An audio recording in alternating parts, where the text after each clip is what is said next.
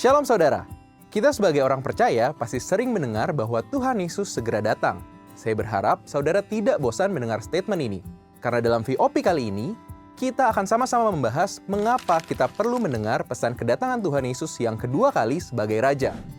Seorang teolog Pentakosta yang bernama Stephen Jackland menyebutkan bahwa doktrin kedatangan Tuhan Yesus adalah denyut nadi dari kegerakan Pentakosta. Pemahaman bahwa Tuhan Yesus akan segera datang inilah yang juga menjadi salah satu faktor mengapa kegerakan Pentakosta berkembang secara luar biasa. Dari sekitar 58 juta jiwa pada tahun 1970, berkembang menjadi sekitar 635 juta jiwa di seluruh dunia pada tahun 2020. Kita juga harus merasakan rasa kesegeraan bahwa Tuhan Yesus benar-benar segera datang, dan kita memang hidup di akhir daripada akhir zaman. Rasul Yohanes juga menekankan rasa kesegeraan ini. Dalam Wahyu pasal yang pertama, ayat yang pertama dan yang ketiga, saudara akan melihat kata-kata harus segera terjadi, dan waktunya sudah dekat. Bayangkan, kitab Wahyu dibuka dengan sebuah sense of urgency. Bukan hanya di awal kitab Wahyu, tetapi kalau saudara membaca pasal terakhir, ada 3 kali Tuhan Yesus berkata, "Aku datang segera." Sebagaimana terdapat pada pasal yang ke-22, ayat yang ke-7, 12, dan yang ke-20. Rasa kesegeraan ini harusnya memotivasi orang percaya untuk semakin giat dalam memberitakan Injil dan hidup di dalam kekudusan. Kedatangan Tuhan Yesus juga menggenapi doa yang diajarkannya kepada murid-muridnya di dalam Matius pasal yang ke-6 ayat yang ke-10. "Datanglah kerajaanmu, jadilah kehendakmu di bumi seperti di surga." Ketika Tuhan Yesus datang kembali sebagai Raja, itu menandakan kehadiran kerajaannya secara penuh dan nyata di bumi ini.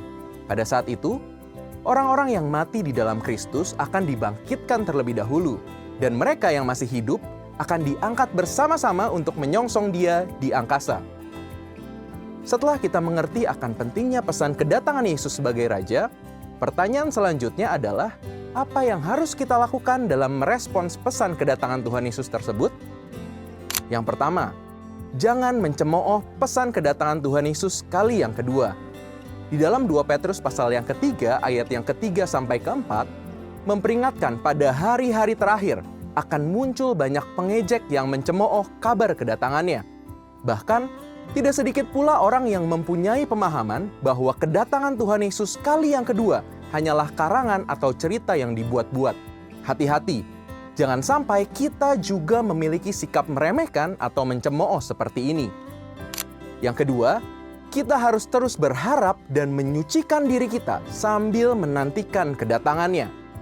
Di dalam 1 Yohanes 3 ayat yang ketiga tertulis, "Setiap orang yang menaruh pengharapan itu kepadanya, menyucikan diri sama seperti Dia yang adalah suci."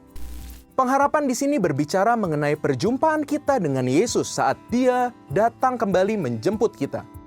Pengharapan akan kedatangannya seharusnya mendorong setiap kita untuk terus menyucikan diri kita dari setiap dosa, sehingga kita kedapatan Tuhan tidak bercacat celah menjelang kedatangannya. Yang ketiga, bekerja sama dalam menyelesaikan amanat agung. Matius pasal yang ke-24 ayat yang ke-14 menyatakan bahwa Injil Kerajaan Allah harus diberitakan ke seluruh dunia untuk menjadi kesaksian bagi banyak orang. Sesudah itu, barulah kesudahannya. Sebagai orang percaya, kita dipanggil untuk secara aktif terus memberitakan Injil dan menceritakan mengenai kedatangan Tuhan Yesus kali yang kedua. French Errington, seorang teolog Pentakosta, memberikan penjelasan dari ayat ini, bahwa sebelum kedatangan Tuhan Yesus yang kedua, penyebaran Injil akan begitu masif seperti yang belum pernah terjadi sebelumnya. Dan akibat daripada penyebaran ini, kita juga percaya ada pertobatan jiwa besar-besaran seperti yang belum pernah terjadi sebelumnya. Pastikan setiap kita ikut ambil bagian untuk menyelesaikan amanat agung di era ini. Kedatangan Tuhan Yesus sebagai Raja bukan hanya berbicara tentang menantikan yang akan datang, tetapi juga menghidupi tugas kita sebagai warga kerajaan surga sekarang. Maka dari itu, sudah menjadi bagian kita untuk menghadirkan realitas kerajaan Allah di bumi saat ini.